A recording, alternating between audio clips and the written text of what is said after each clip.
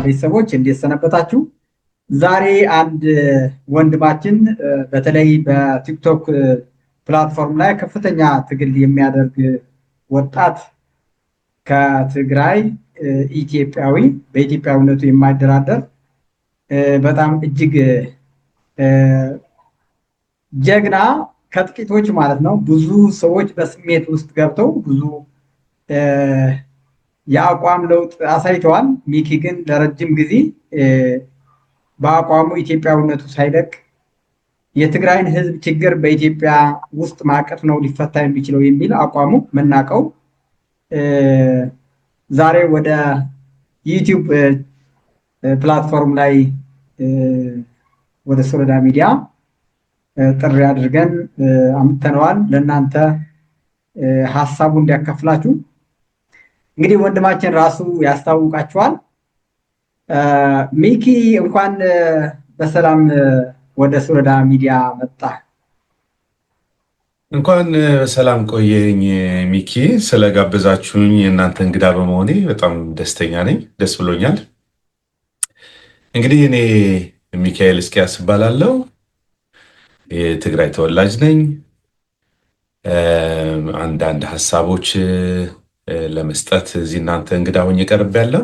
እጅግ አድርጌ አመሰግናለሁ ማይኪ። መልካም እንግዲህ እስኪ ወደ እንትን ከመግባታችን በፊት አሁን ያለህበት ወይ ፖለቲካ ፓርቲ ነው ወይ አክቲቪስት ነህ? ያለህበት አሁን ያለን ደረጃ ግልጽ ብታደርግላችሁ ለአድማጮቻችን የበለጠ ጥሩ ግንዛቤ እንዲኖራቸው። መልካም እንግዲህ እስካሁን ድረስ በፓርቲ አልታቀፍኩም፣ ግን በአገር ጉዳይ እንደ አክቲቪስትም ማለትም ባይቻልም ሙሉ ለሙሉ በተወሰነ ጊዜ ስለ ሀገሬ ይገደኛል የምላቸውን ሀሳቦች ከወንድሞቼ ጋር ሀሳብ ሰጥበታለሁ። ስለ ሀገሬ ጉዳይ እየተከታተልኩኝ ሀሳቦች ለሰዎች የማንቃት ስራውን ይሰራለሁ። በዚህ መልክ ነው ያለሁት ማይኪ። መልካም ሚኪ፣ ከዚህ በፊት እንደምታውቀው እንግዲህ ለተደጋጋሚ በሌሎች ፕላትፎርም ላይም አውርተንበታል። በዋናነት ግን ዛሬ ደግሞ እንደገና ወደ አዲስ ምዕራፍ እየተሸጋገርን ነው ያለነው ሁኔታ ነው ያለነው። በተለይ በኤርትራ እና በትግራይ በኩል ያለውን ግንኙነት እንዲሁም በትግራይና በኢትዮጵያ ውስጥ ያለውን የፖለቲካ፣ የማህበራዊ፣ የኢኮኖሚያዊ ያለውን ግንኙነት በዛ ላይ ነው ቆይታ የምናደርገው። እስኪ አሁን ያለው ወቅታዊ ሁኔታ ትናንትና ጆኖሳይድ ፈጸመብን ሲሉት የነበረው ትናንትና ጆኖሳይድ ፈጸመችብን ሲሉት የነበረው ሀገርና ስርዓት ዛሬ የትግራይን ሕዝብ ዋስትና ሆኖ መታ አድነን የአፄ ዮሐንስ ቤተመንግስትን መታ አሳድሰው አብረን ኮረምቡላ እንጫወት አብረን እንዝናና እያሉ በኤርትራ ነፃነትም ለማክበር እስከ አስመራ ድረስ ሂደው ጽምዶ የሚል አጀንዳ ይዘው መጥተዋል። ይህንን ጽምዶ የሚለው አጀንዳ አንተ እንዴት ነው የምታየው? ከትግራይ ሕዝብ አንጻር፣ ከኢትዮጵያ ሕዝብ አንጻር፣ ከኤርትራ ሕዝብ ኤርትራ ያለው ሕዝብ ሕዝባችን ነው። አጠቃላይ አሁን ያለው ጽምዶ የሚለውን እንቅስቃሴ እነ ስታሊን የሚመሩት እነ ብርሃነ ወይም ደግሞ ሰው ያጣ ሰው የሚባለው ልጅ አለ፣ እነዚህ ነው የሚመሩት። እና ይህንን እንቅስቃሴ አንተ ሚኪ እንዴት ነው የምታየው? መልካም ማይኪ፣ ወቅታዊ ጥያቄ ነው የጠየቅን። አብዛኛው ለትግራይ ህዝብ እንግዳ የሆነ ጉዳይ አይደለም። በነገራችን ላይ ብዙ ጊዜ እንደምታውቀው የትግራይን ህዝብ ከኤርትራ ህዝብ ጋር እንደ ህዝብ ጠብም ችግርም ኖሮብን አያውቅም። እንደ ህዝብ ሁለቱም ህዝብ በመከባበር የሚኖር ህዝብ ነው። ለብዙ ዓመታት ለሺህ ዓመታት አብሮ የነበረ ህዝብ ነው። ስለዚህ በህዝቡ ውስጥ ያለው ቅሬታ የለም፣ ማለትም የመንግስታት ካልሆነ በስተቀር። ይሄ ኤሊት የፈጠረው ይሄ ፓርቲ የፈጠሩት ችግሮች ግን አብዛኛውን ማህበረሰቡ ሲጎዳ ቆይቷል። በቀጥታም በተዘዋዋሪም ሲጎዳ ቆይቷል። በዋናነት ምንድነው እስካሁን ድረስ የሚፈለጉት ጉዳዮች በይፋ የተነገሩ ይበዛሉ። አብዛኛዎቹ በይፋ ተነግረዋል። ማለት የትግራይን ህዝብ ከሻዕቢያ ጋር ወይም በህወሓት መልክ ያላቸውን እይታ ምን ሊመስል እንደሚችል ጋድ እያደረጉ የመጡ ናቸው። በነገራችን ላይ በ17 ዓመት የትግሉ ጊዜ ቪክቲም የሆነው አንድ አካል የትግራይ ህዝብ ነው። በእነዚህ ስርዓት ውስጥ አንተ ትብስ በመባባል ብቻ ሳይሆን በመታገልም ጭምር ነው የሚታወቁትና የነሱ ወዳጅነት ሲፈልጉ የትግራይን ህዝብና የኤርትራን ህዝብ ማስታረቅ፣ ሲጣሉ ደግሞ የትግራይን ህዝብና የኤርትራን ህዝብ በማጣላት ነው የሚታወቁት። ስለዚህ ቀጥተኛ የራሳቸውን ጥቅም ካልሆነ በስተቀር የህዝቡን ማዕከል የተደረገ ግንኙነት ኖሯቸው አያውቅም፣ በትክክል ኖሯቸው አያውቅም። እና ይህንን አሁን በዚህ ጥምረት የሁለቱም ሀገራት ጥምረት ያስፈልገናል ሲሉ ኢንፎርማል የሆነ ግንኙነት ነው የመጀመሪያው ጅምሩ። ሲጀምር እንደዚህ አይነት ነገር ውክልና ያላገኘ በሁለቱም ህዝብ ተወካይነትን ያላገኙበት ጉዳይ ነው። ሁለት እኔ አቅልሃለሁ የሚሉ ዘመኑ ያመጣቸው አክቲቪስቶች ናቸው ብለው ነው እንግዲህ ሰውን ለማሳመን የሚሞክሩት። ግን በእውነታው ስታዩ እንደዛ አይደሉም። ለምሳሌ አወልን ከወሰድክ ከመንግስት ጋር ቅርኝነት ያለው አፈቅላጤ የሚባል የመንግስት ነው። በእኛ ሳይድ ካያቸው ደግሞ እያንዳንዷን እንቅስቃሴ እየተከታተሉ ከባለስልጣን ጉንቱ የሚባሉ ባለስልጣን ጭምር ሳይቀር ያባረሩ ሰዎች ናቸው። የቅርብ ቀን ትውስታችን እነ ኬሪያን ማስታወስ ይቻላል። የኬሪያን ብናስታውስ የሀገር ጉዳይ ሉዓላዊነትን የትግራይን ተጋፍትሻል በማለት ነው እንግዲህ ያባረሯት ከስልጣን። አብራ የታገለች ከነሱ ጋር የሰራች በባለስልጣን በሚኒስተርነት ዴታ ላይ የነበረች ሴት ናት። ቢሆንም እነዚህ እስካሁን ድረስ ስታሊን የሚያደርጉት ያሉት ግንኙነት በዋናነት ምን ያጠነጠነ ነው? ምን ላይ ነው ትኩረት ያደረጉት ስንል የመጀመሪያው ግንኙነታቸው ጦርነት ያመጣው ግንኙነት ነው። ሰላማዊ ግንኙነት አይደለም። እኔ ከተጎዳውኝ አንተም ትጎዳለህና ስጋት ስላለኝ አንተን ስጋትን አብረን እንቅረፈው የሚል ጦርነትን ያዘለ ሪሌሽንሽፕ ነው ያላቸው። ሰላማዊ አይደለም። ምክንያቱ ግንኙነቱ የኢኮኖሚ ጉዳይ አይደለም፣ የህዝብ ለህዝብ ጉዳይ አይደለም። ከአሁን በፊት አስታውስ ከሆነ እንግዲህ አባይ ፀሐዬ ከመሞታቸው በፊት አንድ ኢንተርቪው አድርገው ነበር። ፕሬዚደንት ኢሳያስ አፈወርቂ ከአገር ሀገር ሲዞሩ በተለይ በኛ በኢትዮጵያ ከጎንደር፣ አዲስ አበባ፣ ሐዋሳ ምናምን በሚዞሩበት ጊዜ አንድ ሀሳብ ሰጥተው ነበር። ለምንድነው እሳቸው ትግራይ የማይመጡት የሚል ጥያቄ አንስተው ነበር። እነዚህ ሰዎች በዋናነት የቂም ነገር ስላለባቸው ከትግራይ ጋር መገናኘት አይፈልጉም። አንዱ እሱ ነው። ሁለተኛ እንደው ይሁን ተብሎ በሁለቱም መሃል በፕሬዚደንት ኢሳያስ አፈወርቅና በጠቅላይ ሚኒስትር አብይ አህመድ ግንኙነት ሲፈጥሩ እንግዲህ እንደምታየው በር ተከፍቶ ነበር። ህዝቡ በሰላማዊ መልክ ነው ግንኙነቱን የጨረሰው። በሰላማዊ እንደውም ምክንያት አይሆንም ነበር ለመዝጋት። ያሳየው የማህበረሰቡ መከባበር፣ ፍቅር፣ መነፋፈቅን ስታይ ለምን ዘጉት ስትል ጥቅማቸው በማሰብ ነው። ስለዚህ ሰላም የሚባል እነዚህ ሰዎች በ3-4 ጊዜ ተሞክሮ አይፈልጉም። የሰላም ግንኙነት አይደለም ይሄ ሪሌሽንሽፕ። ሁለተኛ ማዕከል ያደረገው ምን ለማድረግ የሚባለውን ነገር በሐሳብ በውይይት የመጣ ጉዳይ አይደለም። ተብላልቶ ሰው ገፍቶት አይደለም ይህን ሰላም ያለው። እኛ ከኢትዮጵያም ከኤርትራም ከማንም ሀገር ሰላም እንደምንፈልግማ በሰላማዊ ሰልፍ አሳይተናል እኮ። የትግራይ ህዝብ ወጥቶ እኛ ትግልን አንፈልግም፣ ውጊያ አንፈልግም፣ አይተን በቃን ያለን ህዝቦች ነን፣ ሰላም ነው የምንፈልገው ማዕከላችን ብለን ለራሳችን ያለው እዛ ክልል ውስጥ ላለው አማጺው ኃይልንም ሌሎች ሀገርም አሳይተናል ሰላም ወዳድ መሆናችንን። በኤርትራ በኩል ግን ምን ተጠርቶልን ነው? ማን የተላከው? ምን ተጠይቀን ነው ሰላም የተፈለገው? ምን ተጠይቆ ነው ሲባል ምንም ነገር የለም። ሁለተኛ እንደ ሌሎቹ ሀገር ማለትም ወይ ክልሎች የትግራይ ህዝብ በሻዕቢያ መንግስት ጉዳት የደረሰበት ነው። ይሄ ጉዳት የደረሰበት ምን ካሳ ተሰጠው? በኤርትራ በኩል ምን ይቅርታ ተጠይቆ ነው እኛ ሰላም ፈላጊ ነን ብሎ ገብቶሃል ድንበር ዘለል ግንኙነት ማድረግ የተፈለገው? ማን ተጠይቆ ነው? እንግዲህ ያንዳንዱ የወንጀል አይነቶች በ3 መልክ ተከፍለዋል። በሰብአዊ መብት የተያዙ ጉዳዮች አሉ፣ በመንግስትነት የተያዙ ጉዳዮች አሉ፣ በማህበረሰቡ ቁርሾ የተያዙ ጉዳዮች አሉ። ማህበረሰብ ለማህበረሰብ ስትል ምን ክስሃት ነው? አንዲት የእናት ትግራይ ልጇ የተደፈረባት የሞተባት ንብረት ሀብቷ የተዘረፈባት ምን ተብላ ነው ይቺ እናት እንደው ለሰላም ቀጤማ ይዛ የምትወጣበት? ምክንያት የለም። እና ጅምሩ ኢንፎርማል የሆነ የስጋት ሪሌሽን ነው። ስለዚህ እኔ ልከክህ የሚባል የፖለቲካ እሳቤ ያለውን እንጂ የማህበረሰቡ ውጤት አይደለም ብዬ ነው የማስበው። ማይኪ መልካም ሚኪ፣ እንዲያውም ይህንን ጽምዶ ከመባሉ በፊት በጌታቸው ረዳና በዶክተር ደብረጽዮን ከፍተኛ ልዩነት የፈጠረ ከፕሪቶሪያ መልስ በኋላ ይመስለኛል እና ብሪቶሪያ ውል ፈርመው ከመጡ በኋላ ድርጅታችን አፍርሳችሁን የመጣችሁ የተመረጠው መንግስት አፍርሳችሁን የመጣችሁት ክዳችሁናል፣ ጌታቸው ረዳማ ባንዳ ሻጭ አገር ከሃዲ ብሎ መጽሐፍም ጽፎ እስከ ማሰራጨት የደረሱበት ሁኔታ ነበረ። በነ ደብረጽዮን ቲፕ አሁን በኤርትራ ጋር ግንኙነት እያደረገው ያለው ኃይል ማለት እና ያን እንደምታስታውሰው ፕሪቶሪያ ልክ ሲፈረም ሁለት ኃይሎች ነበረ በቀጥታ ወደ ኩፊያ የገባ። አንዱ የፋኖ ኃይል ነው። የፋኖ ኃይል ሁለት ምክንያቶች ነበሩ። አንዱ ራያ ወልቃይት አሳልፎ ይሰጡብናል፣ ለወያኔ ይሰጡብናል የሚል ምክንያት አቅርበው ነበር በወቅቱ የሚታወሰው ማለት ነው። ሁለተኛ ደግሞ ጦርነቱ በአፋርና በአማራ መካከል ነው የተደረገው። ኤርትራም ተሳትፋበታለች። ስለዚህ አፋርም አማራም ኤርትራም በዋናነት በፕሪቶሪያ መካተት ነበረበት ብሎ እስከ ፓርላማ ድረስ ያቀረቡት ቅሬታ ነበረ።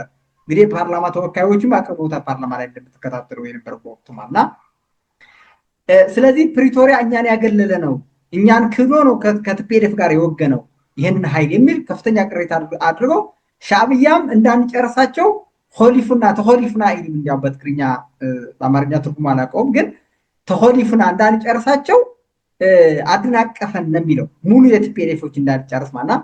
በዚህ ምክንያት ነው የተለያዩ እንደሚታወቀው ማለት።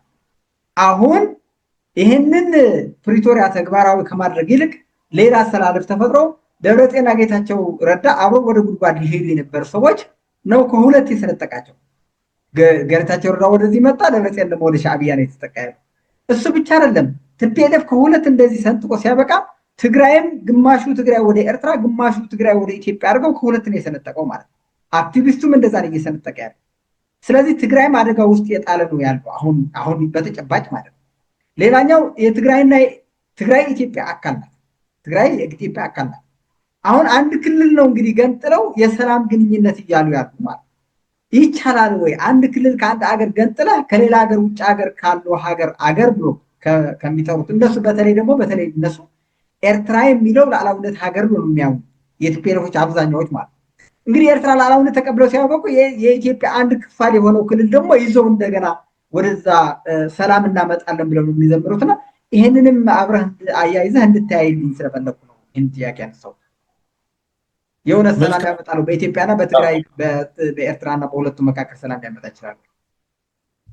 አዎ ልክ ነህ። ምንድነው ጥሩ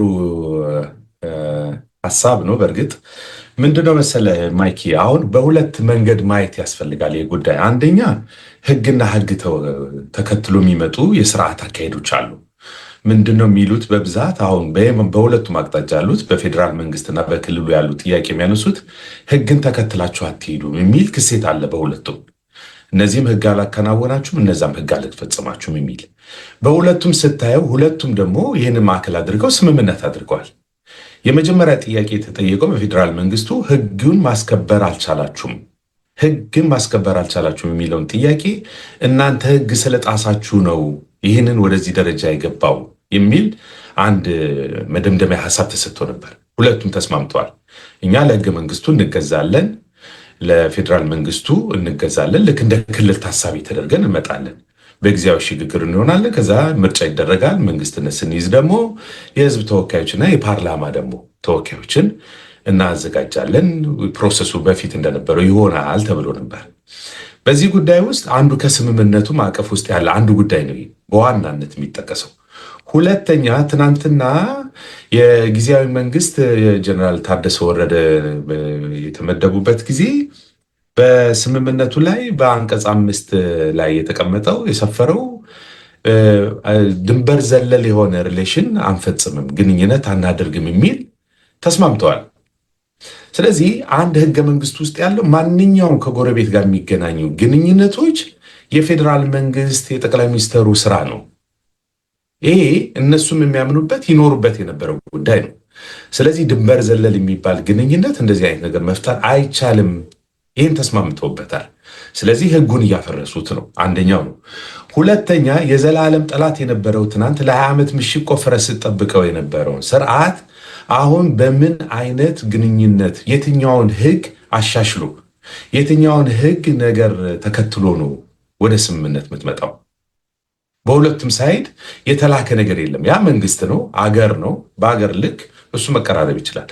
በእኛ ሳይድ ያለው የህወሓትን ግን ይህንን ነገር ለማስፈጸም ህጉም አይፈቅድም፣ የህዝቡም ውክልናም አላገኙም። ስለዚህ ኢንፎርማል የሆነ ግንኙነቱ ውድቅ ነው፣ በወንጀል የሚያስጠይቅ ነው እንፈልገው ብለናል። በህግ ለምሳሌ ወደ ቦታችን የመመለስ ጉዳይ ህግ ስለያዘ ነው ህግ እየጠበቅን ያለ ነው፣ በጉልበት ስለማይሆን ማለት ነው። ከዛ እንግዲህ እንደምታውቀው ፓርቲው ተሰርዟል። በቅርቡ እንደምታውቀው ምርጫ ቦርድ ሰርዞታል። እንግዲህ እኔ የተስማማሁት በፕሪቶሪያ እኔ ነኝ የሚል ሀሳብ አንስተዋል። በዋናነት አብዛኛው ማለት ይቻላል ትናንትና የቪኦኤ ጋዜጠኛ ጠይቋቸው ነበር።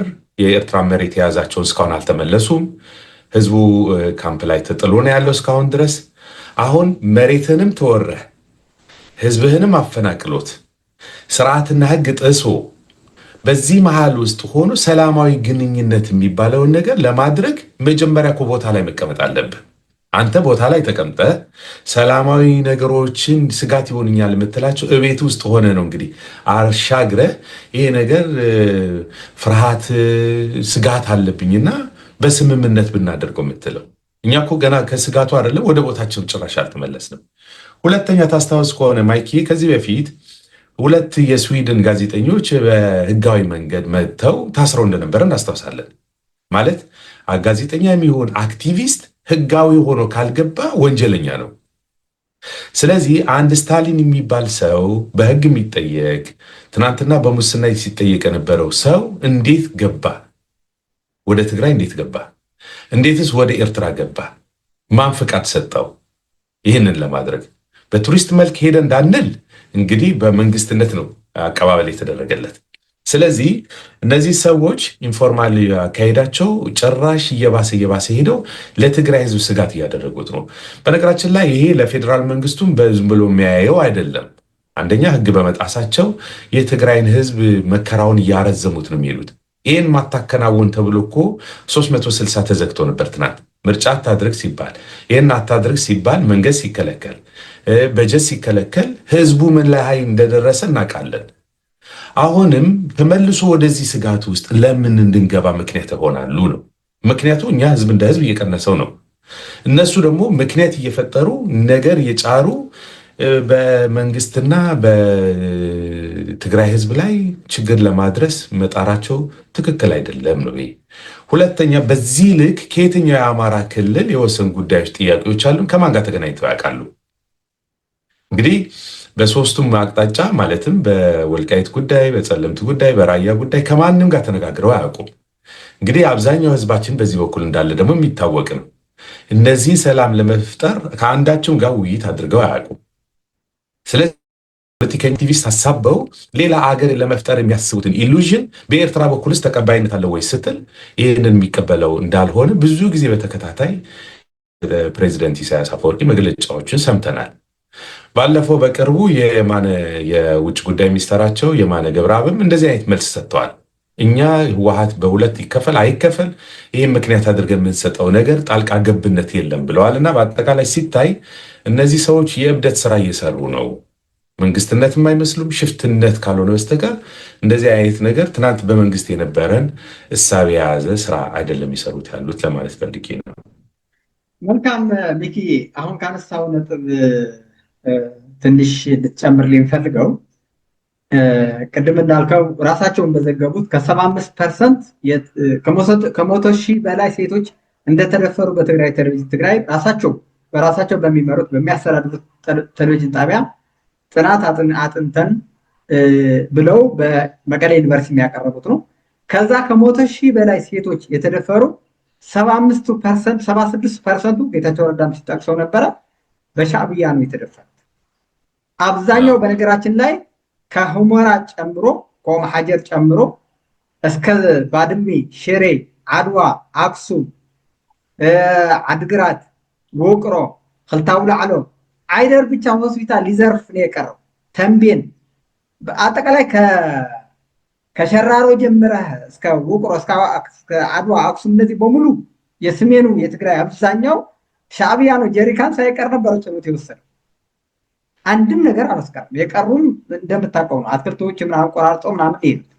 አጠቃላይ ለ20 ምናምን ዓመት ከመለስ ጋር ከህወሓት ጋር የነበራቸው ቂም ሂሳብ አወራርደው ህዝባችን አበሳብሰው አዋርደው ነው ይሄዱት።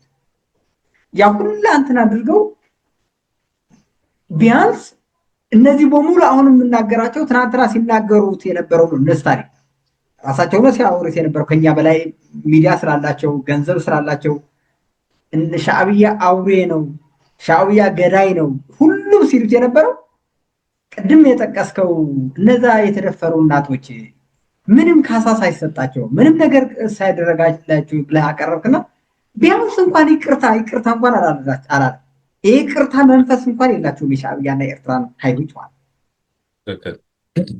አሁን ላነሳል የፈለኩትን ዋናው ፖይንቱ እሺ የእነሱ አቋማቸውን የሻዕብያ ሰራዊት የኤርትራ የራሳቸው አቋም የነዚህ የትግራዋይ ተወላጆች ወራዳዎች እንደዚህ ይህን ያህል ሻዕብያ ጫማ ላይ ወርደው እንዲከባለሉ ያደረጋቸው ስነልቦና ከየት የተፈጠረ ማለት ሲጨፍሩም አይተናቸዋል። እዛ አስመራ ሄዱ ስታሊን ራሱ ሲጨፍር አይተነዋል። እና ሞራሉ ከየት ነው ያመጣው? እንደዛ ብሎ ዘና ብሎ ነው እንግዲህ የህዝብ ወኪል ሆኖ ስለ የህዝብ ወኪል ሆኖ እንግዲህ ከአውሮፓ ነው የመጣው። ከትግራይ ቢሄዱ እንኳን እንደዛኛው ሰውዬው ችግር የለም። ከአውሮፓ መጥቶ አልፎ ያ ሁላ ግፍ የተፈጸመበት መቀሌ ነው። አዲስ አበባ ገብቶ በአዲስ አበባ አድርጎ ሰላም ሳያመጣ ከሞተ 20 ሚሊዮን ህዝብ በፕሪቶሪያ መሰረት ቁጭ ብሎ የሚነጋገርበት ፕላትፎርም እድል ተፈጥሮ ጥይት መተኳኮስ ቀርቶ የነበሩ ልዩነቶች ቁጭ ብሎ መፍታት አቅቶት በአውሮፓ አድርጎ በአሜሪካ አድርጎ አስመራ ገብቶ ምን አይነት ሰላም ሊያመጣ ነው? ግን በዋናነት ፖይንት የኔ ጥያቄ ግን አንድም የይቅርታ መንፈስ ሳያቀርቡ መግለጫ ሳያወጡ ከሻዕብያ ከኢሳያስን ጭምር አጠቃላይ በኤርትራ መንግስት ያለው አብዛኛው በጦርነት ጊዜ የተሳተፉ ኃይሎች ጦር ኃይሎች የይቅርታ መንፈስ እንኳን ምንም ሳያሳዩ እነዚህ ሰዎች እስከ አስመራ ሄደው የተከባለሉበት ምክንያት ምስጢሩ ምንድን ነው? ያ ስነ ልቦናስ ከየት የመጣ? በዚህ ላይ አስተያየት እንዲሰጠኝ ነበር። ጥሩ ልክ ነህ ማይኪ። አሁን እዚህ ላይ ሁለት ነገር ማንሳት እፈልጋለሁ። አንደኛው ምንድን ነው የሻዕቢያ መንግስት ከኢትዮጵያ መንግስት ጋር ችግር ውስጥ እንደገባ ይታወቃል እና አንዳንድ ጸባጫሪ የሆኑ ሀሳቦች ሲንሸራሸሩ መቆየታቸውን እናስታውሳለን። በዚህ መሀል ውስጥ እንግዲህ ባጣቆየኝ የሚባል የፖለቲካ ሁኔታዎች ይፈጠራሉ። ለምሳሌ ታስታውስ ከሆነ ኢሳያስ አፈወርቂ የአሰብ ጥያቄ መነሳት ሲጀምር አራቱም ሀገር ዞረው እንግዲህ ጠይቀው ያውቃሉ። ግብፅም ሄደዋል፣ ሱዳን ሄደዋል፣ ሶማሌ ሄደዋል፣ ጅቡቲም ድረስ ሄደዋል። የመጨረሻ የነዚህ አለማግኘት ይሉኝታ ይዟቸው ይመለሳሉ ተብሎ ሲጠበቅ አይ ግድ የለም ምንም ብል ማያኮርፍ አንድ ድርጅት አለ ህወሓት የሚባል ብለው መጨረሻ የተደረገ አሊያንስ ነው ከህወሓት ጋር። የህወሓት ደግሞ በጣም ትልቁ ጥቅሙ ከሻዕቢያ ጋር እንደዚህ አይነት ነገር ሰላማዊ ግንኙነት አስመስሎ መሄድ ከተጠያቂነት ስለሚያሸሻቸው ነው። አሁን በእነሱ እስካሁን ድረስ የሰሩትን ስራ ለመሸሽ ይህንን አይነት ጸብ ጨማቂ የሆነ ድርጅት ጋር መጠጋት አለባቸው። ለምን? በጦርነት ነው እነሱ መኖር የሚፈልጉት። በእንደዚህ አይነት ውስጥ እነሱ ልክ ውለታ እንደዋሉ አስመስለው ማሸሽ ነው ስራቸው። ታስታውሳለህ፣ ከዚህ በፊት የህወሓት ባለስልጣናት በዚህ ውጊያ ውስጥ ብዙዎቹ ወደ ሌላ ሀገር እንዲሄዱ እናውቃለን። ስለዚህ መጨከን ያቃታቸው ይህንን ልከክ የሚባለው ፖለቲካ አንዱ እሱ ነው መሰረታዊ። ሁለተኛ ይሄ ነገር ሄዶ ሻዕቢያ የሚሄድበት ያለው ስርዓት አካሄድ ትክክል አለመሆኑን ብዙ ምልክቶች ማሳየት ይቻላል። ማለት ለጦርነት ምክንያት የሚሆኑት ለምሳሌ ከዚህ በፊት ገንዘብ ክፈል ተብሎ ያልከፈለው ገንዘብ አለ እስካሁን ድረስ በኢትዮጵያ መንግስት የሚጠየቀው የሻዕቢያ መንግስት። ሁለተኛ የሆነች መርከብ መታ መሳሪያውን የሆነ ቃል ተያዘውን አልመልስም ብሎ ይዞት የቀረ ነገር ጉዳይ አለ። ስለዚህ በፌዴራል መንግስትና በሻዕቢያ የነበራቸው መቃቃር እንግዲህ አሊያንስ እያሳጣው ሄዷል። የሱዳን እንደምታውቀው ነው፣ ብዙም ለራሱ የሚሆነ አገር አይደለችም ያለችው። ሶማሊ ከሁሉም ጨዋታ ውጭ አድርገዋታል። ጅቡቲ በጥገኝነት ያለች አገር ናት። ስለዚህ ኢትዮጵያ የሆነ ነገር ብታስብ ከማን ጋር ሆኜ ይህን ነገር እታገላለሁ ሲል እንግዲህ የተሻለ ባሪያ የሚታገኘው ህወሓት ነው። ከህወሓት የተሻለ ባሪያ ሻዕቢያ የትም ሊያገኝ አይችልም። የመን ቢሄድ ሱዳን ቢሄድ የትም ሊያገኝ አይችልም። መጀመሪያው እሱ ነው። በህወሓት በኩል ያለው ደግሞ እስካሁን ድረስ ተጠያቂነት የሚባለውን በሙሉ ለማሸሽ ብዙዎቹ እንደዚህ አይነት ግንኙነት ቀድሞ የጀመሩት ናቸው እና ምንድነው ያደረጉት?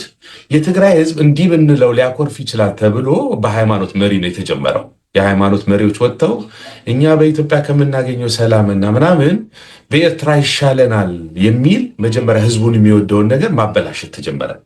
ሁለተኛ የነሱ ካድሬ የሚባሉትን እንግዲህ እንደሰማኸው ነው ግብፅ ይሻለናል ከኢትዮጵያ እስከ ማለት የገቡ ከዚህ በፊት በኤርትራ በኩል ምንም አይነት ችግር የለንም የሚሉ ሰዎች ናቸው። ኤርትራስ እንደዛ አይነት ህሳቤ ያለ ስትል የለም። ኤርትራውያኖች በትግራይ ያለው ግንኙነታቸው ጭራሽ አስቦት አያውቁም። የተሻለው የሚባሉት ከኛ ጋር አብረው ሊሰሩ ዘላቂ የነሱ ዘመቻ አንስተው ሆኖ እንግዲህ ለዚህ ደረጃ ያደርሷል።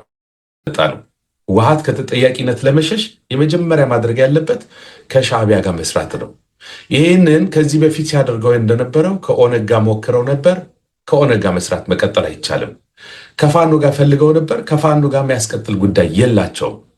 ስለዚህ የተሻለ መውጫ በር ያለው መሸሻም መዳኛም ያለው ከኤርትራ ጋር ነው። ኤርትራ ግን ራሱን ለማዳን የሚያደርገው ሩጫ ላይ ነው ያለው እና ትግራይ ውስጥ በህወሓት የምናመጣው ትርፍ ነገር ኖሮ አያውቅም። ሁለተኛ በኤርትራ በኩል ንግዳዊ ግንኙነት ለማድረግ መሰረተ የሚባል ነገር ከግራውንዱ ላይ የለም። ኤርትራ ምን ንግድ ኖሯት ነው? ራሷ መቀለብ ያልቻለች ሀገር ምን ልትሰጥህ ነው?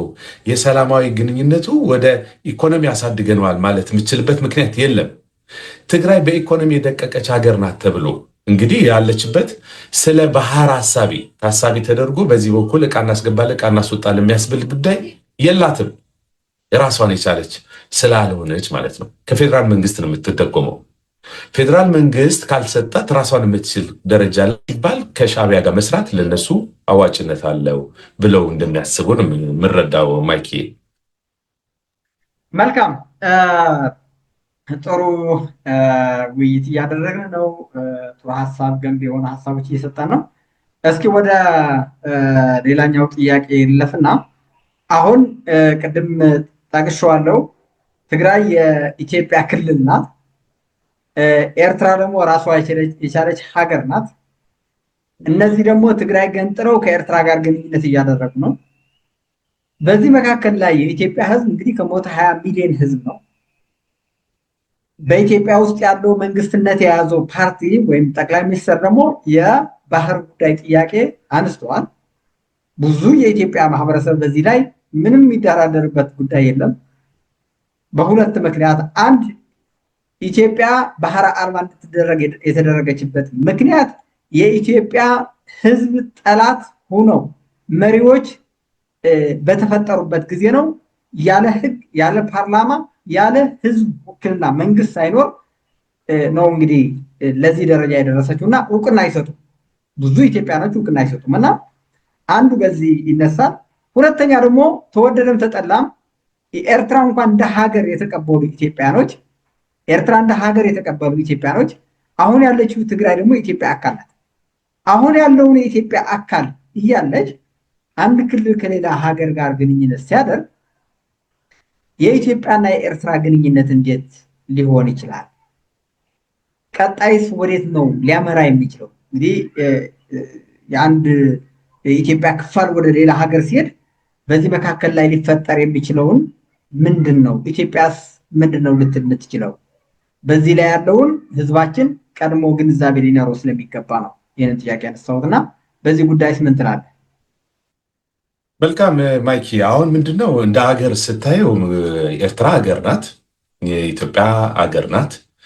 በሁለቱም ውስጥ ያለው ግንኙነት ሰላማዊ ቢሆን ለሁሉም ህዝብ በጣም ምቹ ይሆን ነበር፣ በኤርትራ በኩልም በኢትዮጵያም ቢሆን። በዋናነት ግን በሁለቱም ሳይድ ያሉት ስታስበው ወይም ሲጠና እንደ ወደ ጦርነት ገቡ እንበል ወይ ወደ ግጭት ገቡ ቢባል ሶስተኛ አካል መጥቶ የሚያደራድራቸው የኢትዮጵያ መንግስትና የኤርትራን መንግስት ነው እንጂ ህወሓትን እዚህ ውስጥ ምን ሊያደራድረው ይችላል? በየትኛው ህግና ስርዓት? ስለዚህ የህወሓት መጀመሪያ ከሁለቱም መለመኑ የግድ ይለዋል፣ ህግና ስርዓቱ እንደዛ ስለሚያስገድድ። ኤርትራም እንደ ሀገር እንዲቀበለው ከፈለገ የኤርትራ ህዝብ መጀመሪያ ፍቃድ ማግኘት መቻል አለበት። የትግራይ ህዝብ ይፈልጋል ከእናንተ ጋር ተብሎ የኤርትራ መጠየቅ መቻል አለባቸው፣ ምክንያቱም እነሱ ሀገር ናቸው። ሁለተኛ ለመገንጠሉ ትግራይ ደግሞ እንደገና የኢትዮጵያ መንግስት መጠየቅ አለበት። ይሄ በህጉ የተቀመጠ ጉዳይ ስለሆነ ማለት ነው። ስለዚህ ከዚህ ሁሉ አንጻር ስታየው ህዝቡ ያለበትን ደረጃ መረዳት ያስፈልጋል። የትግራይ ህዝብ ከኢትዮጵያዊነቱ አንድ ቀን ተከራክሮ ወይም ተጠራጥሮ አያውቅም። እንደምታውቀው ተመልሶ ያለበት ሀገር አገሩ ስለሆነ አብዛኛው ህዝብ በመሀል ሀገር ከዛ ውጭም በሌሎች ቦታዎች በሰላም እየሰራ እየኖረ ነው። ይክፋም ይልማም ሰርቶ ራሱን እየቻለ ነው። ምንም ዘላቂ የሚባል ሰላም በሀገሩ ባይኖረው በመፈናቀልም ቢሆን ማለት ነው። ቁጥሩን ስታየው ደግሞ አብዛኛው አሁን እንግዲህ ትግራይ ውስጥ አለ ከሚባለው ህዝብ በላይ አብዛኛው በስደት ያለው ቁጥሩ እየበዛ እየሄደ ነው። ስለዚህ በዚህ መልክ ከቀጠለ የትግራይ ህዝብ አስጊ ሁኔታ የሚከተው የህወሓት ወደ ሻዕቢያ የመጣቃለል ጉዳይ ነው። ምክንያቱ ሻዕቢያና ህወሓት አንድ ቀን የሰላም መንገድ ተከትለው ስለማይሄዱ ነው። እንግዲህ ሻዕቢያ በዘመናችን ያየነው የመጀመሪያ ጠላት የሆነው የራሱን ህዝብ ነው። አፈናቅሎ የጨረሰው የራሱን ህዝብ ነው። ትግራይ ሻዕቢያን መስላሉ ብሎ እንግዲህ እስካሁን እንደምናየው ያለ ነው። ወደ 2 ሚሊዮን አካባቢ ወደ አዲስ አበባ ወደ ኢትዮጵያ፣ ሌሎቹ ደግሞ ወደ 1 ሚሊዮን ወደ ሱዳን፣ ከዛ በኋላ ወደ 1 ሚሊዮን የሚገጠጋው ደግሞ በስደት ዓለም ላይ እየኖረ ነው። ይሄ ቁጥሩ እየጨመረ ነው። ጦርነቱ ሰግቶ ብዙ ሰዎች እየወጡ ነው። ነጋዴ መነገድ አልቻለም። አገሩ ምንም ነገር ማድረግ አልቻለም። ኢንፍራስትራክቸሮች ቆመዋል። የዚህ ሁሉ ዋናው መነሻው ስጋት ነው። አገራዊነት ስሜት እንዳይሰማው አድርገውታል ማህበረሰቡ። ስለዚህ በእነዚህ ሁለቱ ውስጥ ያለው የመጀመሪያው ትልቁ ተጠያቂ የሚሆኑት እነዚህ ስርዓቶች ናቸው። እንደ ህዝብ በዋናነት መታሰብ ያለበት ህዝቡ በሀገሩ አንድ ቀን ተደራድሮ አያውቅም። ዋናው የሚፈልገው ያለው ግን ሰላም ነው። አሁን ከመንግስታት አንጻር ስናየው ለምሳሌ ብልጽግና ያደረሰውን ጥፋት እስካሁን ድረስ እንግዲህ ቁጭ ብለን እነጋገራለን ይላሉ ጠቅላይ ሚኒስትሩ።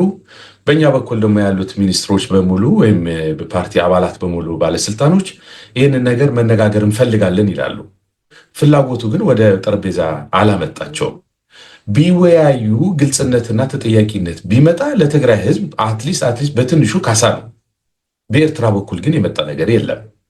መቼ ይህንን ነገር ተደራድረን እኛም ያጠፋ ነው እናንተም ያጠፋችሁት ለማለት እኮ ያመጡት ሀሳብም የለም። እንደውም በተቃራኒ የኛ የነዚህ ስርዓቱ ተላላኪዎች አክቲቪስትንን ጋዜጠኛንን የሚባሉት ናቸው እንግዲህ የድሮውን ዶሲን እየገለጡ እኛ በድለናቸው ነበር እንደውም ብለው ራሳቸው ኑዛዜ ውስጥ የገቡት ራሳቸው ናቸው።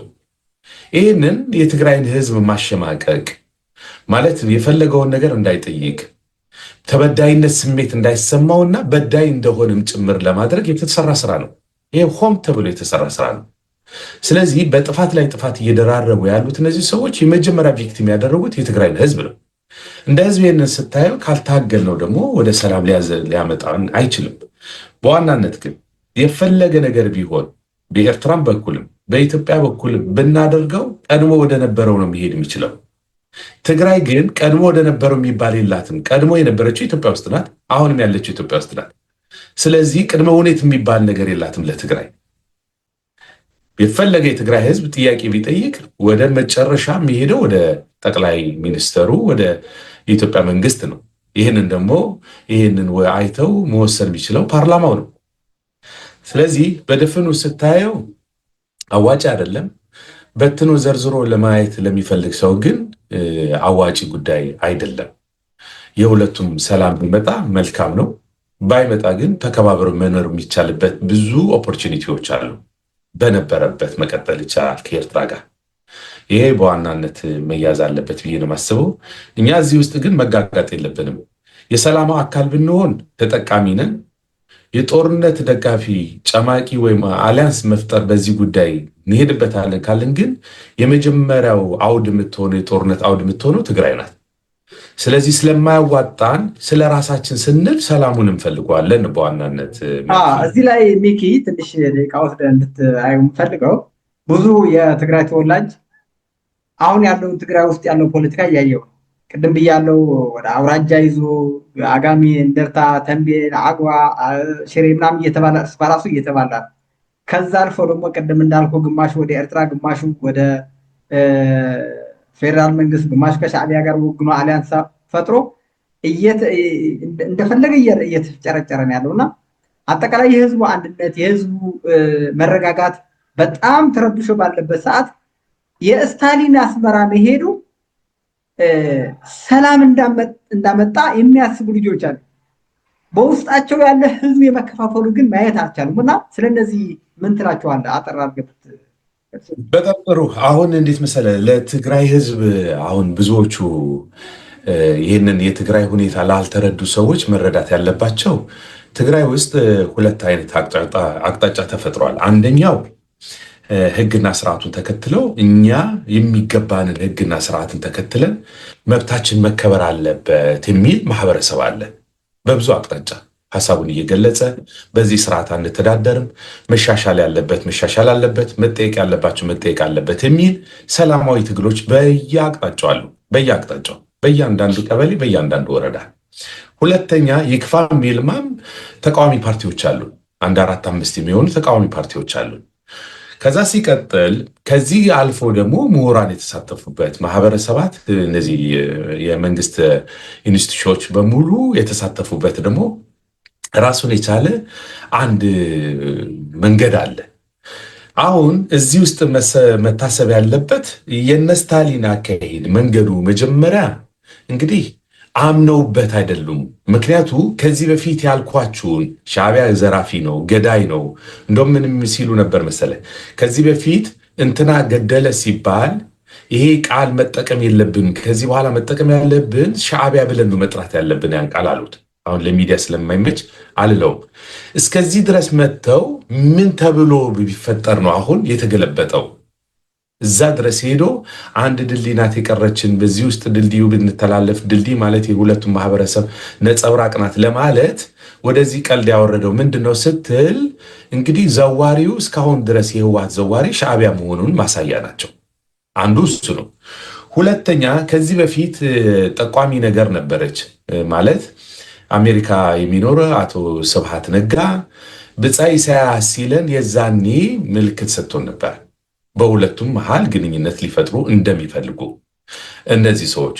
ከዛ ሲቀጥል ፓርቲዎች ተሰብስበው የትግራይ ፓርቲዎች ደግሞ እና አረና ምናምን ሳይቀሩ እነዚህ ሰዎች ከኤርትራ ጋር ግንኙነት እየፈጠሩ ነው፣ ጉንቱ የሚባሉ ባለስልጣኖች እየሄዱ እየተገናኙ ነው ብለው ከሰው ነበር የዛሬ ዓመት ከምናምን። ሰው የሚሰማ ጠፋ እንጂ። ስለዚህ ዞሮ ዞሮ አብዛኛው የሚካሄደው ያለውን አካሄድ በአንድ የቤተሰብ ስብስብ የህወሓት ፓርቲ መንገድ ነው። አብዛኛውን የትግራይን ህዝብ መንገድ ተከትሎ የሚሄድ ያለውን ግን በትግራይ ውስጥ የሚፈጠሩ ያሉ ችግሮችን ለመቅረፍ የሚያደርገው ያለው ከህወሓት ጋር አንድ አይነት መስመር ላይ የለንም፣ በጭራሽ የለንም። እኛና ህወሓት ፊትና ጀርባ ሆነን እየሄድን ያለ ነው። ስለዚህ በጊዜያዊ መንግስትነት ተብሎ ለምሳሌ እኛ እንዳንደራጅ ኬላ እየተፈጠረ የግል እስር ቤቶች እየተሰሩ የተደራጀውን እያባረሩ እየገደሉ ስም እያወጡ የሚሰሩት ያሉት ህብረት እንዳይፈጥርና ትግራዋይነት ተደራጅቶ ጥያቄ እንዳይጠይቃቸው ነው። ስለዚህ መከፋፈሉ የተጀመረው በትግራይ ውስጥ ነው ያለው። ይህንን ደግሞ በዘላቂ ሰላም ሊያመጣ አይችልም። እያዩት ነው።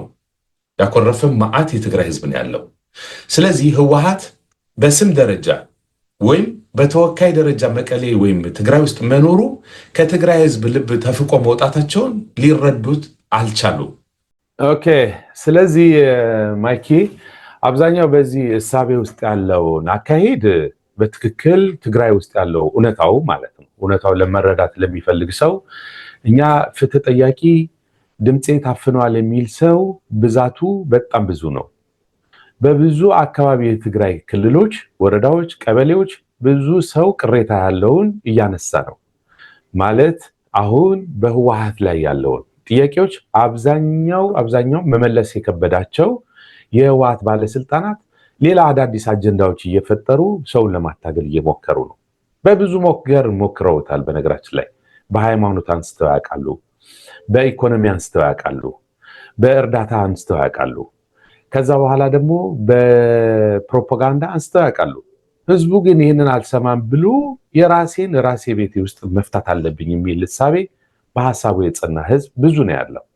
ስለዚህ ከአሁን በኋላ የሚመጣው የማንኛውም የትግራይ ጥያቄ በትግራይ ውስጥ የሚፈታ መሆኑን ማሳያ ነው። በዚህ 2 ዓመት ውስጥ መልካም ሚኪ፣ ሌላው ጥያቄ ልጠይቅ የምፈልገው አሁን በህወሓት ከሻዕቢያ ጋር ግንኙነት ከጀመረ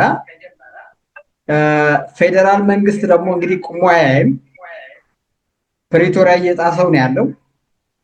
በዚህ መካከል ደግሞ በታደሰ ወረደ የሚመራ ጊዜያዊ አስተዳደር ደግሞ አለ። በተለይ ይህንን ከኤርትራ ጋር ግንኙነት እያደረገ ያለው ኃይል አሁንም የኢትዮጵያ በጀት ነው እየተጠቀመ ያለው። የኢትዮጵያ ሀብት ሪሶርስ ባለፈው ጌታቸው ረዳ እንደተናገረው በ8 ወር ውስጥ ከ8 ቢሊዮን ብር ነው በጀት የሰጧቸው ያሉ ለታጣቂዎቹ ማለት። እንግዲህ ትግራይ ከሁለት ዓመት በላይ መርቷታል። 2 ዓመት እንግዲህ ከ24 ቢሊዮን ብር በላይ ለታጣቂው ነው የዋለው ማለት። ታጣቂ ደግሞ ወጣት ነው፣ መንዳይና ቁጭ ብሎ ነው የሚውለው ማለት፣ ማልማት አይችልም። ሁለተኛ ቁጥሩ አስቀምጠው ወጣቱ ግን እየጣለ ወደ አረብ ሀገር ነው እየሰደደ ያለ። እነሱ በ270 ታጣቂ ያለን ብሎ በጀቱ ይወስዱታል። ነገር ግን በጀቱ ወስዶ ወጣቱ ግን የለም በስራቸው እየፈረሰ ግማሽ አዲስ አበባ በየበረንዳ ነው የሚያድረው። አረብ ሀገር እየሄደ በየመን፣ በሱዳን፣ በሊቢያ በዓለም አቀፍ ሙሉ ያለውን እየተበተነ ነው የሚያድረው ማለት ነው። እና በዚህ መካከል ላይ ይሄ የፕሪቶሪያ ውል ምን ሊያጋጥመው ይችላል? እንዴትስ የትግራይን ህዝብ ዳግም ወደዚህ እልቂት ወደነበረበት ዝግና 360 ዲግሪ ተዘግቶ 1000 ብር አታ የትግራይ እናት መድኃኒት መግዣ አታ ስትሞት የነበረችው ዳግም ወደዛ ከበባ ገብተን መብራትም፣ ስልክም፣ ባንክም ሁሉም ጠፍቶ አጠቃላይ እንደገና ለዚህ ውጥንቅጥ ያስገባን ጉዳይ በፕሪቶሪያ መሰረት ችግሮቻችን ቁጭ ብለን እንዳንፈታ ወዳልሆነ ውስጥ እየከተቱን ያሉ ማለት። ፕሪቶሪያ ከፈረሰ ከዛ በኋላ የምሰበስብበት አቅጣጫ ደግሞ እንደገና ይጠፋል ማለት እና ይህንን ፕሪቶሪያ የትግራይን ህዝብ ጠብቆ ያሉ ችግሮቹ እንዲፈታ ምን ማድረግ አለበት ብለህ ታስባለህ? እጣ ፋንታው የፕሪቶሪያስ ምንድን ነው የሚሆነው? መልካም ማይኪ፣ አሁን ምንድነው የዚህ የፕሪቶሪያ ውሉ በዋናነት ማለት ነው የሁለቱም ብቻ አይደለም፣ የሶስት ስምምነት ነው። አንድ ታዛቢ 2 ተስማሚዎች ስለሆኑ ማለት ነው። ይሄንን ለምክንያት የሚሆነው በነገራችን ላይ አንደኛ በሁለቱም አቅጣጫ ያሉት ተደራዳሪዎች ጥያቄ ስለሚያነሳ ነው። በፌዴራሉ መንግስት እስካሁን ድረስ በሻዕቢያ የሚደረገው ያለው የመሬት ወረራን ሊያስቆም አልቻለም፣ ወደ ቦታቸው ሊመልስ አልቻለም። ይሄ በጣም በጣም ትልቁ ጣልቃ ለመግባቱ ያመጣው ጣጣ ነው።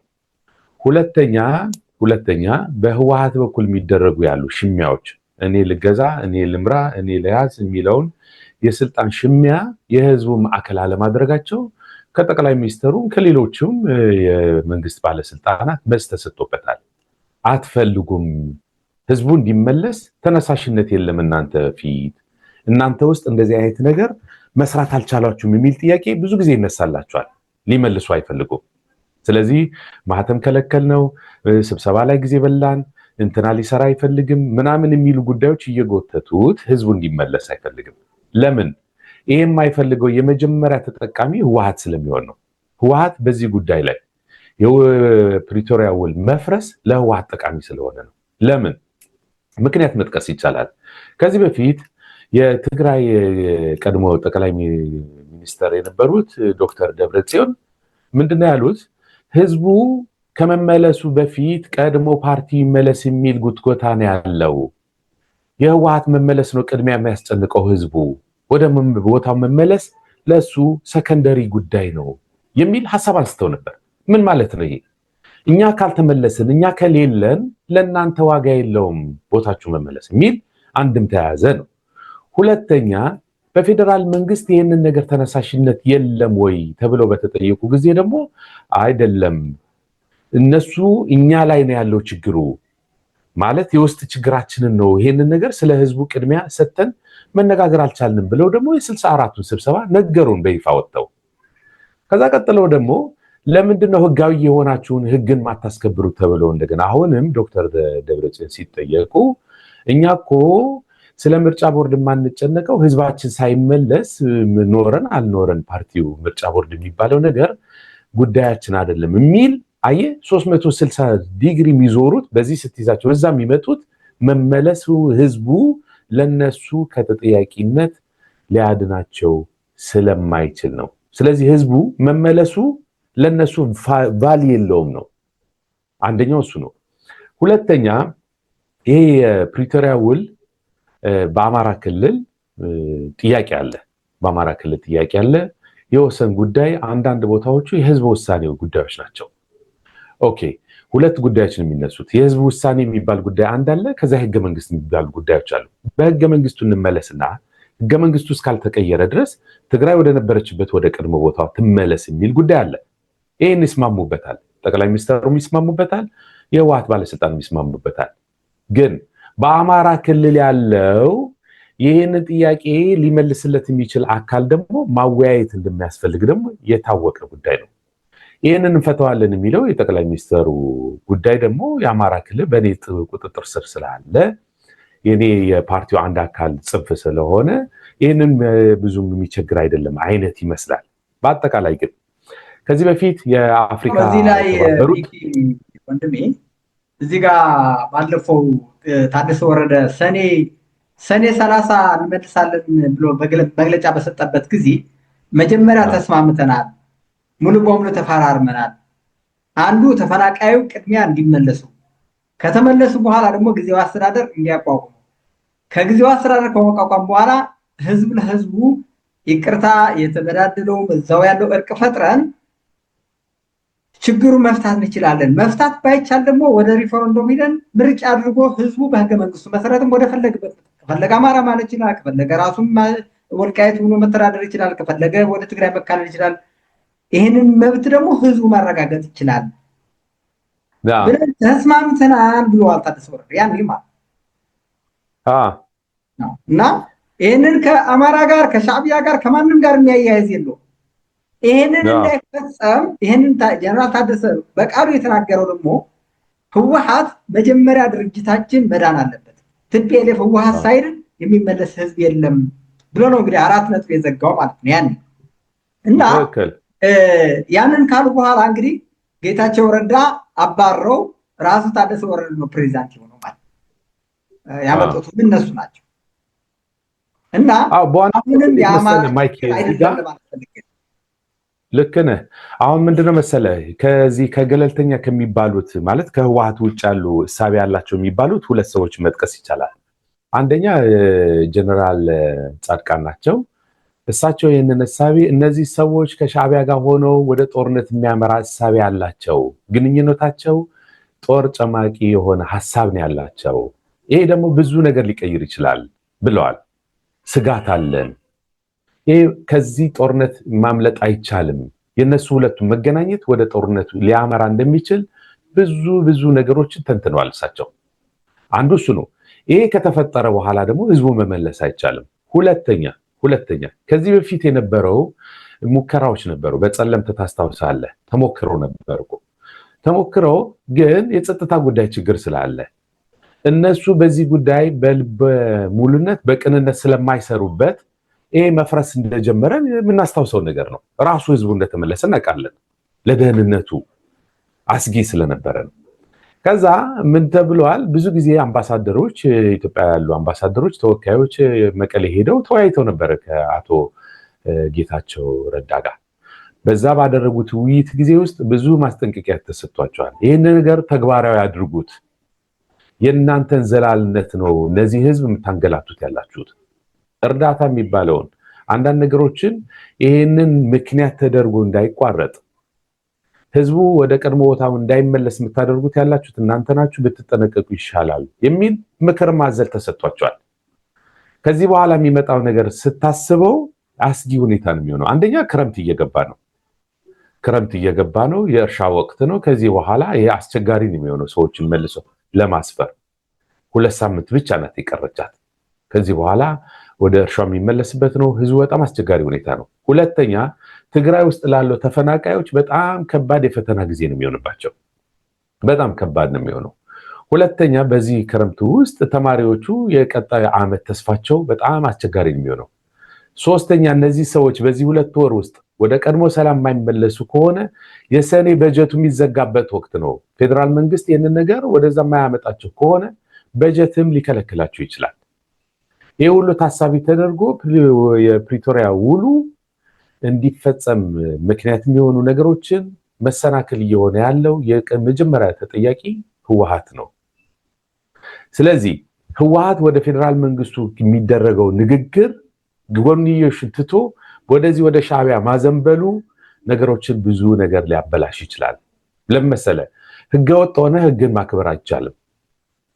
ህገወጥ ሆኖ ህግን ማክበር አይቻልም እና በራሳቸው ሰዓት የሚያፈርሱት መስሎ ነው የሚታይ። ለትግራይ ህዝብ በጣም ከባድ ስጋት ውስጥ ነው ያለው። በዚህ 6 ወር ውስጥ ይሄንን ነገር ይመልሱታል የሚል እሳቤ የለኝም። ክረምቱን ታሳቢ ተደርጎ ያሉ ሁኔታዎችን ስታስባቸው ቅድሚያ የሚሰጣቸው ነገሮች ስታየው ጂኦፖለቲኩን ስታጠናው ወደዚህ የሚያመራ ነገር የለም እና ተነሳሽነት የለም። አንዳንዴ ለማጭበርበር የሚሞክሩት ነገር አለ። አሁን የኢትዮጵያ ኦርቶዶክስ ተዋህዶ ማነው የትግራይ ሰላማዊ ሰልፍ እንጠራለን ብለዋል። ይህንን አድማ ከዚህ በፊት አድርገውት አያውቁም። ታውቃለህ፣ ይሄ ዘረኝነት እሳቤ ያለው መሆኑን ማሳያ ናቸው። በነገራችን ላይ ማን ሲለው ማን ሲጎዳ ነው ይህን የሚያደርጉት የሚለውን በብዛት ታየዋለህ። ሴቶች ሲደፈሩ፣ መድኃኒት ሲዘረፍ፣ ሰዎች በካምፕ ሲፈናቀሉ፣ ሌላ የሁሉ ወንጀል ሲፈጸም ሰላማዊ ሰልፍ ወጥተው የማያውቁት አሁን ሰላማዊ ሰልፍ ሊወጡ የፈለጉት የሌላ ኃይል ትዕዛዝ ስላለው ነው። ስለዚህ የፖለቲካ ውድቀቱ የትግራይን ህዝብ ይዞት እየወደቀ ነው እና ውሉን ሊያበላሹት የሚችሉበት ምክንያት ብዙ እየተፈጠረ ነው። አስጊ ሁኔታ ላይ ነን ያለ ነው። ማይኬ መልካም ብዬ ያው ሀሳባችን እያጠቃለልን ነው። እንግዲህ መጨረሻ 3 ጥያቄዎች የሚኖርኝ፣ አንደኛው ጥያቄ ምንድነው? ኢትዮጵያ አሁንም የቀይ ባህር ጥያቄ እያነሳች ነው ያለችው። በዚህ በቀይ ባህር በምታነሳው ጥያቄ ያንተ እንደ አንድ ኢትዮጵያዊ ያንተ ውሳኔ ወይም ደግሞ ያንተ እይታ እንዴት ነው? ይገባታል ወይ? ከህግ አንጻር፣ ከታሪክ አንጻር ኢትዮጵያ የባህር ባለቤት መሆን አለባት ብለህ ከሚያምኑ ነው ወይስ ቲፒኤልኤፎች እንደሚሉት ኢትዮጵያ ቀይ ባህር አልነበራትም፣ በሚኒሊክ ጊዜ የተፈጠረች ናት፣ ሚኒሊክ ቆራርጦ ያስቀመጣት ኢትዮጵያ ባህር ኑሯት አያውቅም የሚሉ አሉ። መቀሌ ላይ ሆነው ነው እንግዲህ ይህንን የሚጨፍሩት። እንግዲህ አንተ ደግሞ ትግራዋይም ስለሆንክ በትግራይ ውስጥ ያለውን አመለካከት የቲፒኤልኤፍ ትጋራዋለህ ወይስ አትጋራውም የሚል ጥያቄ ነው። ሁለተኛ ጥያቄ ምንድነው? አሁን ከአማራና ከትግራይ ህዝብ ጋር ያለውን ግንኙነት እንዴት ነው ወደ ሰላም ማምጣት የሚቻለው? የወልቃይት የራያ ይሄ የግዛት ውስጥ ጥያቄዎች አሉ። ለሁለቱም ህዝብ እየጎዳው አይደለም ወይ? ኢትዮጵያዊነቱ ትቶ ወደ ቀበሌ ወርዶ እርስ በራሱ እየተፋጀ እርስ በራሱ ጊዜው እየፈጀ አቅሙም እያጣ አይደለም ወይ? እና በዚህ ላይ ምን ትላለህ? ሶስተኛው ጥያቄ አሁን ያነሳናቸው አጠቃላይ ችግሮች በአንተ እይታ በአንተ አስተሳሰብ እንዴት ሊፈታ ይችላል? መፍትሄ የምትላቸው እንግዲህ እስካሁን ያወራናቸው ወሬዎች አሉ። ብዙ አንተም ብዙ ሀሳቦች አውርታ የችግሮች ምንጭም እያነሳ ቆይታ፣ ግን እንግዲህ መፍትሄ ያስፈልጋልና መፍትሄውስ አንተ ምን ቢደረግ ከትግራይ ህዝብ ከአማራ ህዝብ ጋር እንዴት ሰላም ማምጣት ይቻላል? የትግራይን ህዝብ ከኢትዮጵያ ነጥለው ወስደው ጫፍ ላይ አድርሰውታል። ይህንን መልሰህ በኢትዮጵያዊነቱ ሳይደራደር አጠቃላይ ከኢትዮጵያ ከሞተ 20 ሚሊዮን ህዝብ ጋር ያለው ተቻችሎ አብሮ ሰርቶ የሚኖርበት ሁኔታ እንዲፈጠር ምን ማድረግ አለበት? በኢትዮጵያ ህዝብ፣ በኢትዮጵያ መንግስትም፣ በትግራይ ህዝብ እንዲሁም በጊዜው አስተዳደር ምን መደረግ አለበት ብለህ ታምናለህ? በጣም ጥሩ ጥያቄ ማይክ። በተረዳሁት መልክ እንግዲህ ልንገርህ፣ አብዛኛው ከዚህ በኋላ የምሰጣቸው ሀሳቦች ከዚህ በፊት የነበሩትን አጠቃላይ በአልማማ የሚታሰቡ የምናደምጣቸው የምንሰማቸው የነበሩ ገሃድ መሬት ላይ ያሉ ሐቆች ነበር ስንወያይ የቆየ ነው። አሁን ግን የግሌን አስተያየት ነው የምሰጠው። እኔ የባህር ወደብ ኢትዮጵያ በጣም ያስፈልጋታል ከሚሉት ውስጥ ነኝ። የኢትዮጵያ አንዱ ይህን ያህል ሀገር ይህን ያህል ህዝብ ይዛ ባህር አልባ መሆኗ በጣም ከሚያሳዝን አንዱ እንደ ትግራዋይ አንድ ነኝ። በዚህ ነገር መኖር አለበት የምል ሰው ነኝ። ማለት የባህር ወደብ ሊኖራት ይገባል። የባህር ወደብ ያስፈልጋታል ሲባል ግን ዲፕሎማሲው አካሄዱ ስርዓት ባለው ሰላማዊ በሆነ መንገድ እንዲፈታ ነው የምፈልገው። ጦርነት እንዲኖር ሀሳብ መስጠት አልፈልግም። አንደኛው እሱ ነው። ሁለተኛ በአጎራባች ያሉት የአማራ ክልል እና በአፋር ክልል ያሉት የኛ ሀገር ሰዎች በሁለቱም ያሉት ህዝብ ለህዝብ ተቀራርቦ ውይይት ያስፈልጋል የሚል ሰው ነኝ። ውይይት በጣም ነው የሚያስፈልገን። ስብራቶች አሉ፣ ትርክቶች አሉ፣ በጣም ብዙ አስቀያሚ የሚባሉት ስህተቶች አሉ። እነሱ ህዝብ ለህዝብ ነው የሚፈቷቸው። በመንግስታት የሚፈቱ በስርዓት በፓርቲ የሚፈቱ ጉዳዮች አይደሉም። እዚህ ውስጥ ገለልተኛ ካልሆነ እነሱ ህዝብ ለህዝብ ሊያስታርቋቸው እንደማይችሉ ማሳያ የ27 ዓመቱ ችግር ነው። በ27 ዓመት ውስጥ ምንም መንግስትነት ኖሯቸው ባንክ ታንክ ይዘው መፍታት ያልቻሉበት ምክንያት ህዝብ ለህዝብ ማቀራረብ ስለማይፈልጉ ነው። ህዝብ እንደ ህዝብ ግን በምንም አቅጣጫ ቢሆን ሰላማዊ መሆናቸውን ማሳያ ብዙ መጥቀስ ይቻል ይሆናል። ስለዚህ የመጀመሪያ መደረግ ያለበት በሁለቱም አቅጣጫ የመሬት ይገባኛል የሚባሉ ጥያቄዎች፣ ሀሳቦች በሙሉ ህዝቡ ነው ውሳኔ መስጠት ያለበት። ህዝበ ውሳኔ መደረግ አለበት። ውይይቶች መከናወን አለባቸው። አላስፈላጊ የሚባሉ ጦርነቶች እንዲቀሩ፣ ሰዎች በራሳቸው አካባቢያቸውን እንዲያስተዳድሩ፣ ትላልቅ የሃይማኖት መሪዎችና ሽማግሌዎች ተገናኝተው ሀሳቡን መሬት እንዲይዝ ማድረግ ተቀዳሚ ስራቸው ነው ብዬ ነው የማስበው። ይህንን መንግስታት ማመቻቸት አለባቸው። ፓርቲዎች እዚህ ውስጥ በጣም ብዙ የሚባል ርቀት ሄደው ለህዝቡ ሲባል ማመቻቸት አለባቸው። አንዱ እሱ ነው። በሶስተኛ መፍትሄ የምለው መጀመሪያ ምንድነው፣ በትግራይ ሲጀመር ትግራይ ውስጥ አካታች የሆነ የፖለቲካ አካሄድ ካልተካሄደ ከዚህ በኋላ በህወሓት የበላይነት ብቻዬን የማደርገው የሚለውን አካሄድ መፍትሄ እንደማያመጣ ስላየ ነው። አሁንም ኢንክሉሲቭ የሚባል የፖለቲካ ሲስተም ካልተዘረጋ መፍትሄ አይመጣም። ሁለተኛ ህግና ስርዓትን ተከትሎ ካልሄደ ከዚህ በኋላ ሰላም ይመጣል የሚል እምነት የለኝም። ስለዚህ አንዱ እሱ ነው። ሁለተኛ ማህበረሰቡን በሚመለከት ህዝቡ በዚህ ጉዳይ ውስጥ የኔ አይደለም የሚለውን እሳቤ መቃወም መቻል አለበት። በግልጽ ወጥቶ ይሄ እኔን አይወክለኝም፣ ይሄን እሳቤ እኔ አልደግፈውም የሚለውን ነገር መለመድ መቻል አለበት። እኔ ከዚህ ደግሞ ነፃ ነኝ አልሳተፍም ማለት መቻል አለበት እና በዚህ ሁኔታ ህዝቡ ተሳታፊ መሆን አለበት ብዬ ስለማስብ ነው። የመጨረሻው እንደ ግል ምን አለ መሰለህ፣ በፌዴራል መንግስት የሚደረገ ያለውን አካሄድ ብዙ ነገሮችን በእኛ ላይ የሚደረገውን ልበሰፊነት የሚሉት ትዕግስት አለን እንደዚህ የሚባሉትን ነገሮችን ከሚገባ በላይ ልክ እየሄደ ነው ብዬ አላስብም። ስለዚህ ለህዝቡ ደህንነት ሲባል እኛ ኢትዮጵያውያን እስከሆንን ድረስ የህግ ከለላ ልናገኝ ይገባል። እንደ ማንኛውም ዜጋ በትክክል በዚህ ውስጥ ታቃፊ መሆን መቻል አለብን። ሶስተኛ እኛ ወደዚህ ወደ ህጋዊነቱ የማምጣቱ ጉዳይ ስምምነትና ንግግር ያስፈልጋል እንጂ አንድ ቤት ዘግቶ ፍጥርጥራቸው እንደፈለጉ ያድርጓቸው ማለት ይሄ ተመልሶ በኢንዳይሬክት የትግራይን ህዝብ መብትነትን ምንድነው ድርሻው? ህብረት ፈጥሮ የማይስማማንን ነገር የኛ ባህልና ወግ ስርዓት ያልሆነውን ነገር መቃወም መቻል አለበት። ይሄንን አጥብቀን በተለይ በህወሓት የሚመጣ ያለውን ነገር መከላከል መቻል አለብን። እንደኔ አረዳድ ህወሓት የትግራይ ህዝብ በጠላትነት የምፈርጀው ስርዓት ነው። ትክክል እየሄደ ያልሆነ ስርዓት ነው። ተጠያቂ መሆን አለበት ብዬ የማስብ ስርዓት ነው እና ይሄን ለማለት ፈልጌ ነው። አመሰግናለሁ ማይኬ፣ እግዚአብሔር ይስጥልኝ። መልካም፣ በጣም ነው የማመሰግነው። እስከ መጨረሻ አንድ ደቂቃ ልስጥህና አሁን አንተ ውጭ ሀገር ነው ያለው። አጠቃላይ ከውጭ ሀገር ያለው ኢትዮጵያውያኖች እንደምታውቀው ግማሹ አሁን በኢትዮጵያ ኢትዮጵያ ስለ ኢትዮጵያ ማህበረሰብ ነው እያወራ ያለው እና የራሱን ጎራ ይዞ ነው እንግዲህ እየተፋጀ ያለው ውጭ ሀገር ያለው በተለይ በአውሮፓና በአሜሪካ እየኖረ በጣም ነፃነት ባለበት ሀገር ተቻችሎ የሚኖርበት ሀገር የሰው ልጅ ሰብአዊ መብትም ነፃነትም ሁሉ የመናገርን የመጻፍም የማሰብን መብት ተሰጥቷቸው ግን በጣም እርስ በራሳቸው የሚፋጁበት ሁኔታ አለና በሶሻል ሚዲያ የምንከታተለው በዛ ላይስ ምን መደረግ አለበት ብለህ ታስባለህ? አንተ የኢትዮጵያ ወኪል ሆነህ ለምሳሌ አምባሳደር ብትሆን ምን ታደርጋለህ? ስለ ኢትዮጵያኖች እዛ ውጭ ሀገር ያሉ አንድነት ለማምጣት በዚህ ላይ አስተያየት ብትሰጠኝና ደስ ይለኝ ነበር።